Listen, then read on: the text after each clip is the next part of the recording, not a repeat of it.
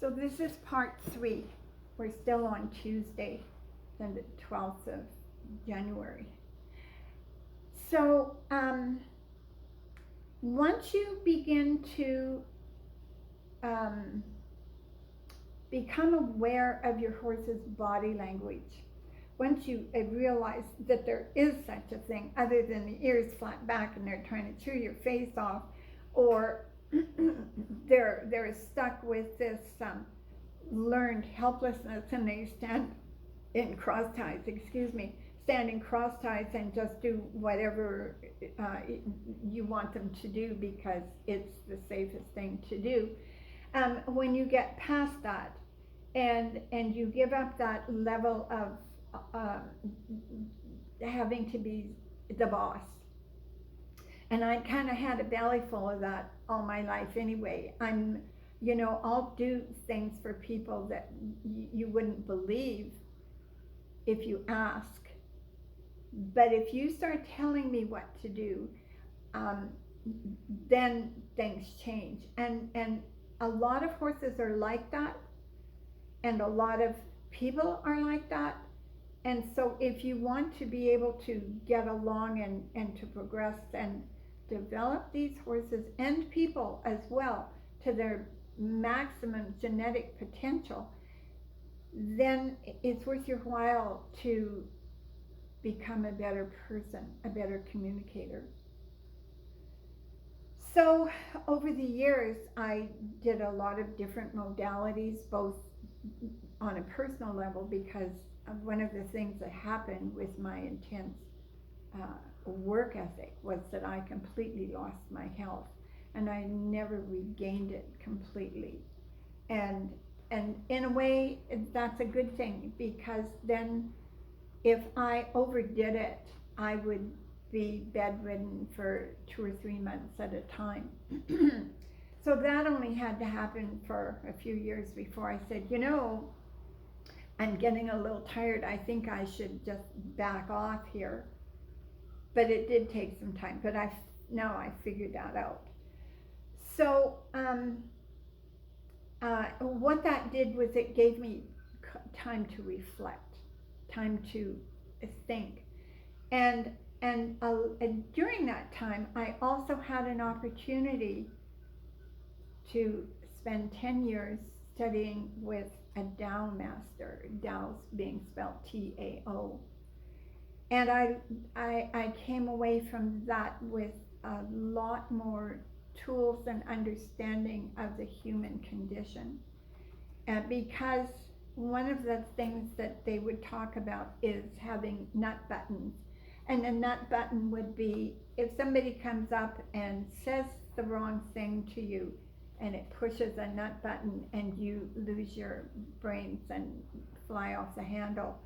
That makes you very vulnerable. That makes you very susceptible to wearing yourself out emotionally, losing friends, losing clients, losing your job. And when you're self-employed, there's a couple of things about that. You want to choose your customers wisely. And I have from time to time, over my 50-plus year career as a professional, I have from time to time told a person that I was no longer willing to work with them because they were too difficult for me to cope with, or they were exercising behaviors that were going to cause not only themselves but other people and other horses harm, great physical harm.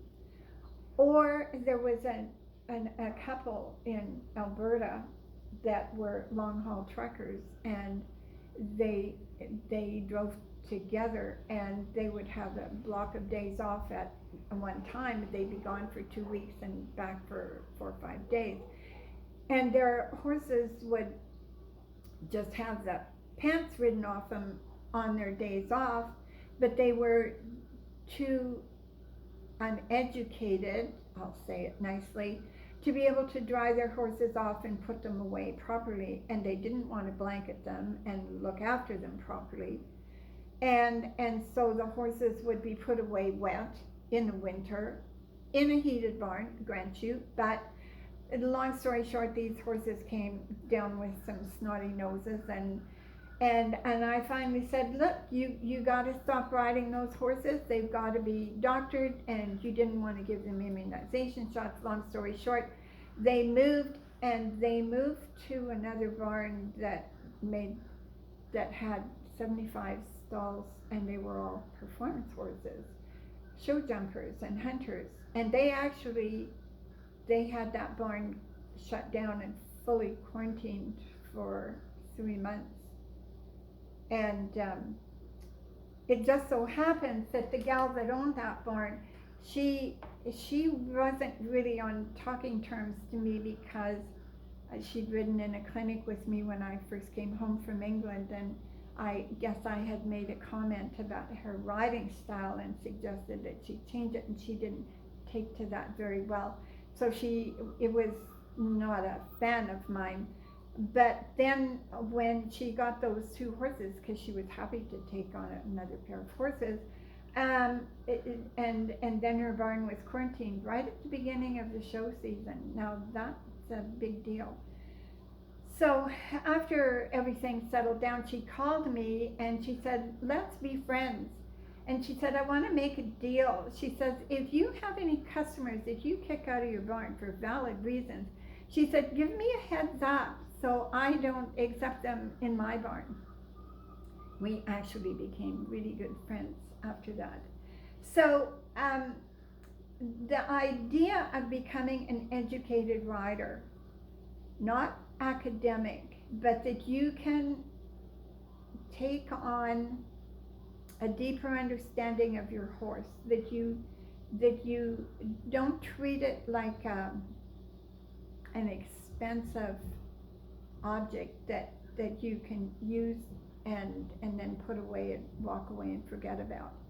That you begin to understand the personalities, you begin to be able to know what it means to have that horse want you to come and spend time with you, that you become the center of that horse's life.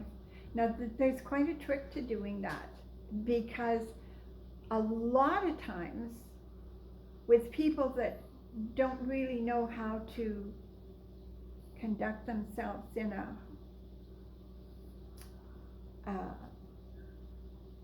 proper way to their horses, when they arrive at the barn, the horse recognizes their car, and the horse kind of goes and hides in the back corner.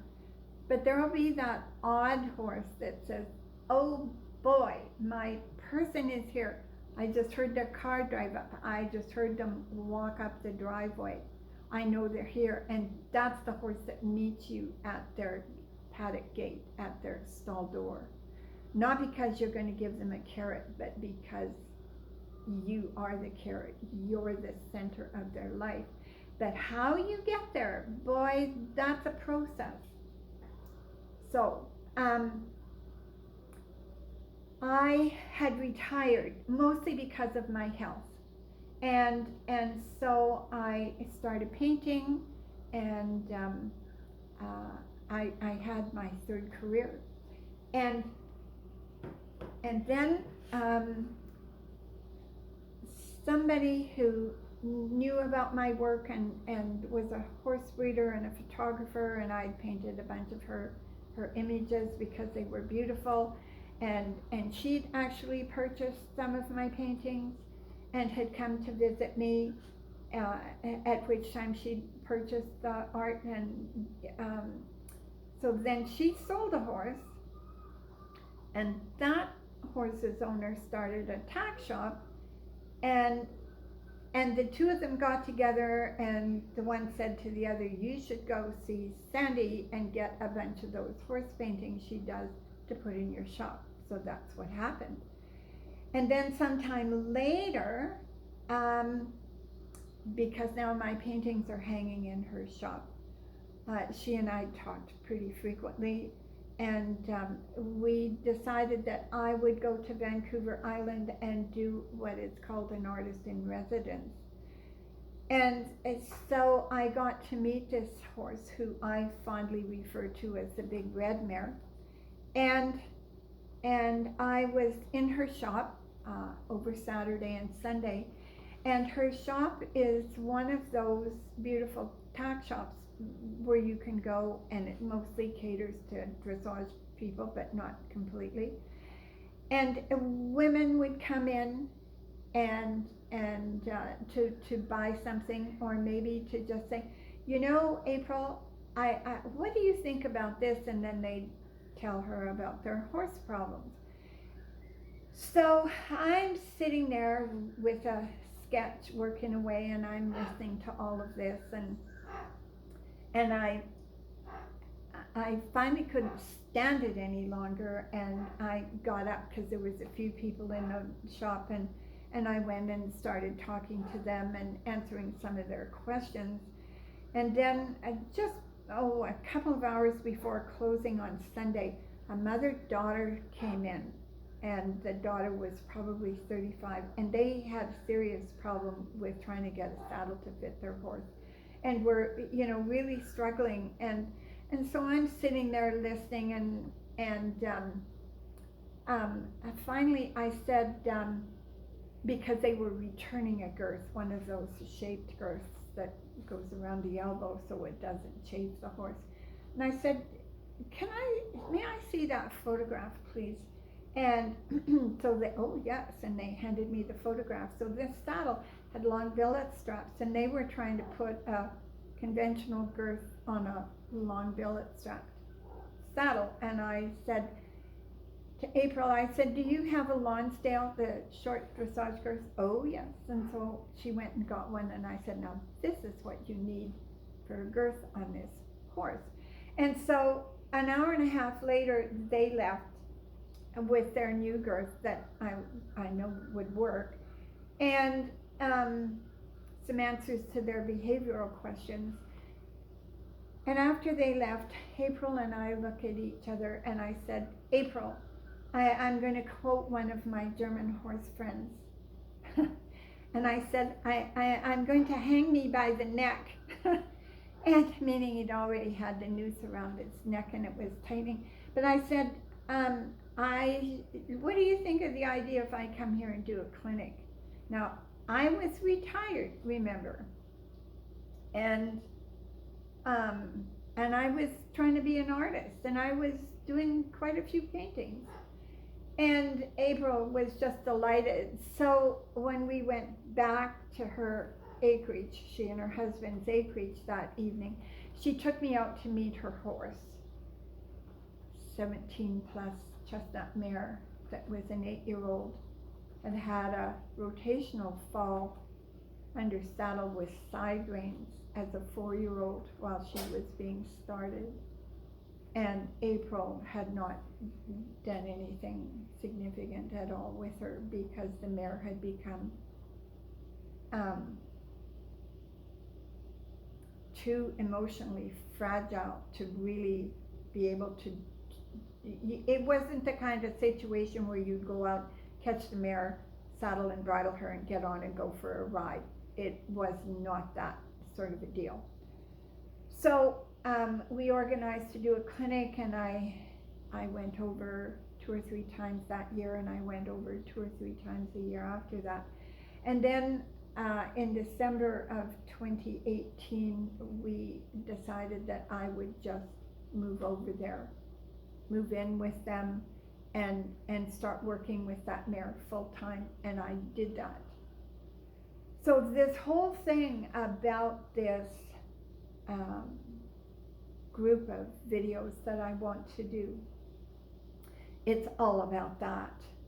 But if I hadn't have had this 50-year career in the horse world as a coach and trainer and competitive rider and breeder, I wouldn't have been of any value to that dear lady and her wonderful husband. I would have been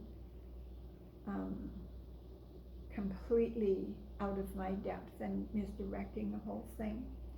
So what I really want this whole series of videos that I'm doing, hoping to do, if I maintain my wellness to be able to do it, because I have a fair number of videos and stills that were taken over the 13 months that I worked with that mare. And I would like to share them. But more than that, it was about a horse that had completely lost her faith in people. And it was about a woman who had kind of completely lost her faith in herself, her family, and almost life itself. And the only two things in her the only three things in her life that kind of kept her waking up in the morning was that big red mare sitting out in the paddock, who she didn't have the energy to go and see, her husband, and her business. And that's where we started. And I have her permission to talk about this, because as a riding instructor slash coach, because they're two very different roles, as a riding instructor coach, I had to take on the role of mentorship, but also counselor. And what happened was, is April and her mother were driving away from my apartment the day that they came to pick up the vehicle full of paintings. About a block from my apartment, they got sideswiped by somebody speeding through an intersection, and April was in the passenger seat, and the gal slammed right into the side of the vehicle hard enough to actually tear the motor out and have it sitting over the driver's side left front wheel. And April's mom was very badly damaged and was taken to the hospital with a collapsed lung, but April never got the medical attention she needed, and she didn't get any broken bones or that sort of thing. She ended up with concussion and very severe muscle trauma, nerve trauma, and so was operating from a tremendous amount of pain and PTSD that was completely undiagnosed. And so we worked through all of that. And that's really what this series of videos is about, because we're not just people. We don't come as a clean slate that a riding instructor can just start teaching basic techniques and knowledge and then transition into the role of a coach if that person wants to be competitive or to move forward with whatever level of horsemanship skills they're hoping to achieve. So you have to work with the person where that person is at that moment, and you have to be able to provide them with the understanding and the tools and the wisdom to move forward from where they are, where they were, what developed them into what they want to be, not what you want them to become. You don't recreate yourself in your students. You have to learn what they want, what they need, and then you have to have the wisdom to know how to share that with them. And if they need things from you that you don't have, or that I don't have or didn't have, then I will go looking for that knowledge. I will go looking for that understanding, and I will go looking for that depth of character within myself to facilitate that process. So that's what this is all about, and I'm really looking forward to sharing that with you. Thank you, and I hope you have a wonderful evening, and I'll see you again in the next day or two. Thank you.